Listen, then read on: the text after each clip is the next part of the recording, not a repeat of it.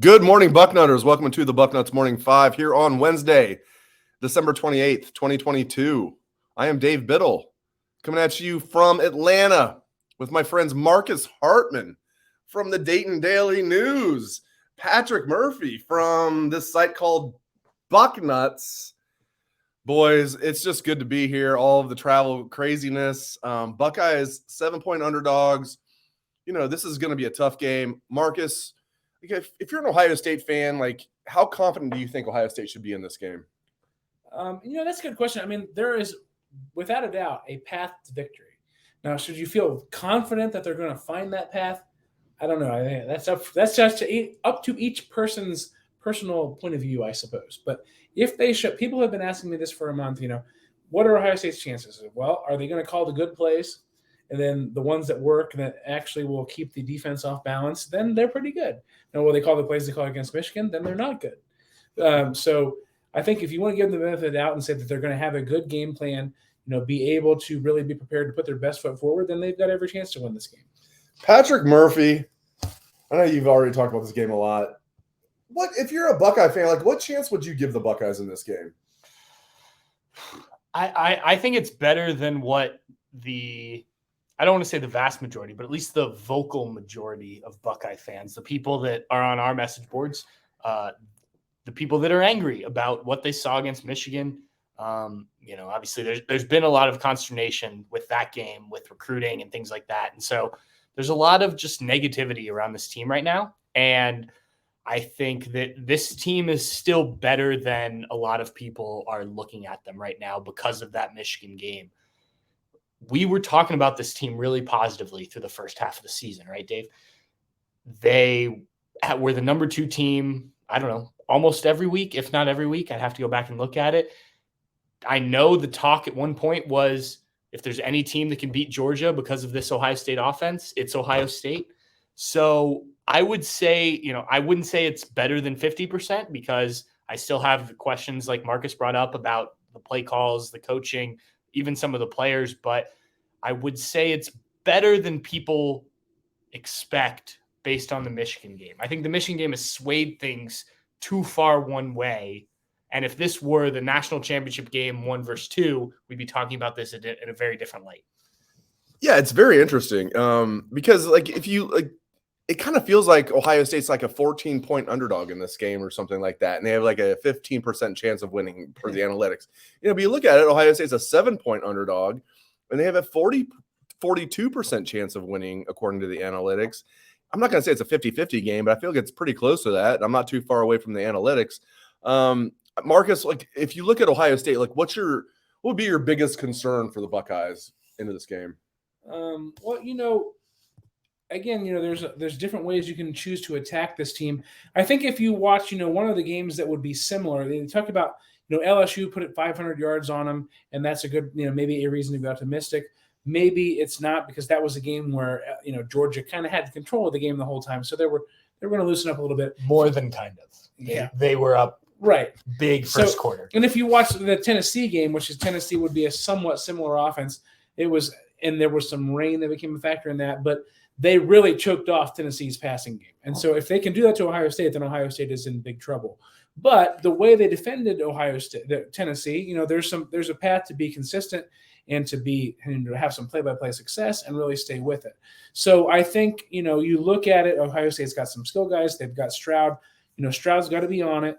He's got to be able to, I really think this is actually the kind of game, as much as I love to run the ball and ball control type of thing. This is actually more of a ball control passing type of a game. I actually think if they came out and threw the ball a lot here to be aggressive and kind of go after this Georgia secondary, I think that is probably the way to go. Now, will that work out in the long run? We'll have to see. Because Kevin Wilson did point out, people were asking about that today, and Kevin Wilson said, well, LSU threw for 500 yards, but they lost by 20 points. So does that mean that that's the right way to go about it or not? And that's a valid counterpoint to that. I'm glad you got into that, Marcus. Patrick, get more into because I just got in here last night. We're recording this. I got in here today. We're recording this here on Tuesday night. I just got in here tonight. So you guys did not because it's night outside. Yeah. So it's exactly. Yeah. No, it's actually 4 a.m. We're recording this right now. No, but seriously, you guys saw the interviews today. I'm glad Marcus brought that up. Give me the vibe, Patrick, on Ohio State's players. How do you feel like they're embracing this game? And the same question I asked Marcus, like, do you feel like Ohio State is locked in here? Like, just get into all that. Yeah, Marcus, tell me if you got a different vibe, but like, I think Ohio State is trying to be an underdog in this game. I don't know if they know how to be an underdog because they aren't normally that. Mm-hmm. And so, like, CJ Stroud brought it up. He's brought up that a lot. Some of the other guys kind of countered with, okay, well, we always are confident. We are always Ohio State. But I do think that there is this confidence about this team that they know what they can be. They know how talented they are. Mm-hmm. They've seen that in bits and pieces like we have, and they've probably seen it more. They've seen it in practice and things like that. And so I think they are confident that they can go out and be the team that we thought they could be throughout the season. But ultimately, you got to put it on the field for 60 minutes. And that's where I'm a little hesitant to pick Ohio State, just because we haven't, Penn State, they weren't the better team for probably the vast majority of that game. And then they just out-talented Penn State. Notre Dame, similar thing. Michigan, I think they were the better team still probably most of that game. They don't eventually out-talent them. There's no out-talenting Georgia. You have to be the better team on that day. You have to be the better coach team, all that. Everything has to work. And so that's where I'm a little hesitant. But I do think from interviews, from all the talking we've done with this team, I think they're in a good headspace, and I think they want to prove something. Don't you? Yeah, I think you're right. I think that's a good point. I think they are a little bit in between on the, yes, do they want to completely embrace the underdog aspect? No, maybe not. Because you're right. Because there's also something to just being confident that, hey, if you show up and play your game, then you can win. And I think that there's, again, like I said, there's definitely a path to victory. They don't have to have some superhuman effort to win the game. We don't even know what their best is necessarily because we haven't even seen it. So I think that's a good point. So it is a little bit weird. Excuse me. It is a little bit weird from that aspect of it in terms of how they are approaching it. And maybe neither of those points is really wrong. And the easy narrative is always, hey, they're mad and they're motivated and they're going to win. But also there's something to be said for just showing up confident and feeling like if you execute your things, you can win. And you're right. They're not going to out-talent Georgia, but it more like they can certainly equal talent Georgia. Right. So if they play their game, they can most definitely win. Now, what is Georgia's ceiling higher than Ohio State's in this game? Maybe it is. I don't really know. Because honestly, you hear some of the Georgia reporters talk, and there's a little bit of a similar vibe from Georgia. That they're not last year's team. They haven't necessarily played their best game either. They're definitely not last year's team. But last year's team was like an all-time great team, especially if you look at the NFL.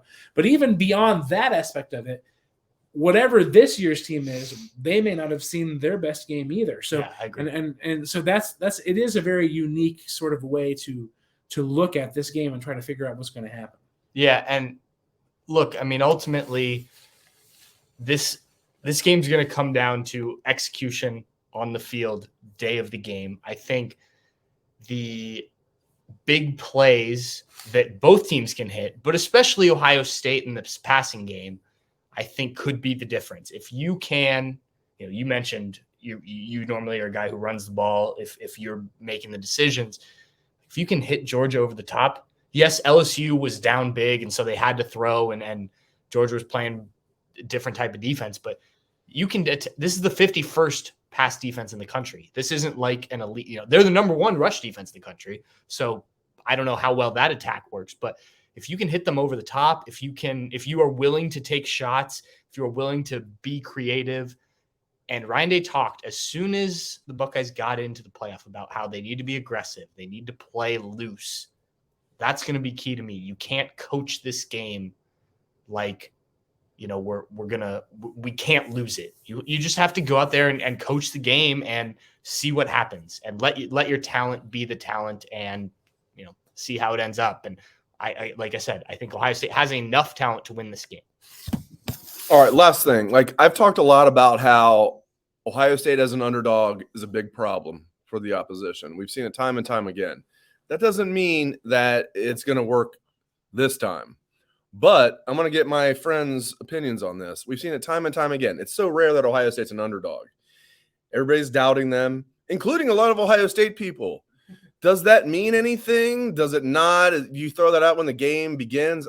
I don't think you do. I'll give my opinion first because I've seen it too many times where Ohio State's the underdog and they come out here, especially in big games, and get the job done. I'll turn it over to my Greene County compadre, Marcus Hartman. Marcus, how much does the underdog role help Ohio State, if at all?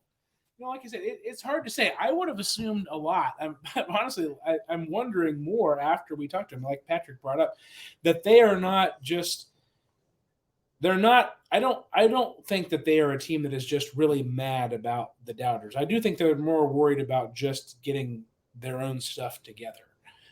For better or for worse. Who knows? A lot of that stuff ends up being talk, when you get down to it.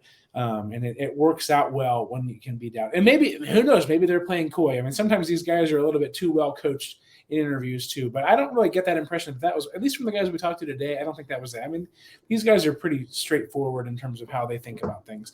So it doesn't hurt. Whether they're mad or anything, I do think, and Kirby Smart talked about this, that like last year when they lost the SEC championship game, that was kind of centering, and it helps. I do think there is most definitely something to maybe if your guy, every guy on the roster goes, you know what, maybe I did let this slide. Maybe I didn't maximize that workout yesterday or something like that. So tomorrow, that's not going to happen. And their preparation and stuff like that, I think that there is something to that about showing up really more on their game because they lost a game. It's harder to think that it's not like they overlooked Michigan, but obviously they didn't come near playing their best. They didn't play the type of game that they would have to play to beat a team like Georgia. So what is it going to be? It's really hard to say until they take the field. But I think you have to feel like, really, they should be able to use that to their advantage. If they can't, that's a pretty big red flag to everything that's going on at the Woody Hayes facility right now. But let's wait and kind of see how things look on Saturday. Exactly. So, Patrick, close us out here. I mean, they should be a mad team. They should be pissed off. How much will that help them? Or is that not a factor in your opinion? Well, I think it's the underdog thing's an interesting thing when you're Ohio State because you're not an underdog often, as we've talked about. I think that Urban Meyer was a master of grabbing that motivation out of teams. He was a psych major at Cincinnati. That's what he did. Yeah. You look at, you just look psychologist. Even he made up things in the 06 game. Yeah. Supposedly like to make the team mad. Like he actually posted like fake insults of the team, like when they were leading up to play Ohio State. Yeah. And I talked about this on last week's Bucknuts Happy Hour. Like, how does this staff do as an underdog? We haven't seen Ryan Day as an underdog as a head coach. We haven't seen Jim Knowles with this group. So I think it'll be very interesting just how you pull that out of the team. But again, I don't, like I said, and Marcus has reiterated, I don't know if that's the way they're looking at it. I don't know if it'll ultimately matter. I think you do need to be an angry team. You do need to be, just motivated by what happened in the last game, but you also just need to be good. Like that's the thing ultimately to me. You are, if you look at the 247 Sports composite talent rankings, they're the third most talented team, slightly behind, I believe, Georgia, and Alabama's way above. So we know Alabama underachieved this year. And so to me, it's like you need everything to just be what it was supposed to be this season. And like the first half of the season, I thought we saw that. The second half of the season, I feel like we didn't see it as much. And, that comes down to coaching. The need to, call the plays that work. Don't be worried about something not work. Just because Travion, like in the Michigan game, here's what I felt like you were worried about things not working, whether it was guys being hurt or whatever. And, not to lose. Yeah. And like, yeah. And I don't know why that was. And I feel like they've done that. And I'm not blaming this all on Ryan Day because I think like even Jim Knowles, like he was almost too aggressive at times. And you just need to call the game the way you would call any other game and just like play to win. And that's the way Georgia's going to play. But Ohio State should be the team that doesn't have that burden on them And I think they do a little bit just because of the negativity around this team right now. That's And- the great thing is like they just played loose. Yeah, just which they should. it should be like 2014. Right. You're going against Alabama. No one expects you to win. Go out there and do it. The problem is you lost to Michigan. The problem is your recruiting class didn't close the way you wanted. Right. And I talked about this. I did a podcast for the 247 Sports National today, and I talked about it on there. You can get more from that, but Shameless plug. yeah, they need to, and we've got Georgia's side on that too, but they need to just go out and play football and not worry about what's going to happen if they lose this game, because there will be negative reaction. But if they win, if they play the way that they can, if they're the way they're capable of, they're every bit as good as Georgia. Maybe not like position by position, you match them up, but I think overall, like, you can win this game. And so just go out and play some football, play some ball. Look like you did early in the season. You know what, Buckeye fans, they got a chance. Which after the Michigan game, I thought they had no chance. They got a chance. So you have a chance. So listen, thank you to my friend Marcus, Dayton Daily News, Marcus Hartman, right here. Thank you to my colleague Patrick Murphy, coming at you live from Atlanta. All right. Appreciate you guys. I thank you to Patrick. Thank you to Marcus Hartman from the Dayton Daily News. Thank you to all of you for tuning in. Hope everyone has a great day.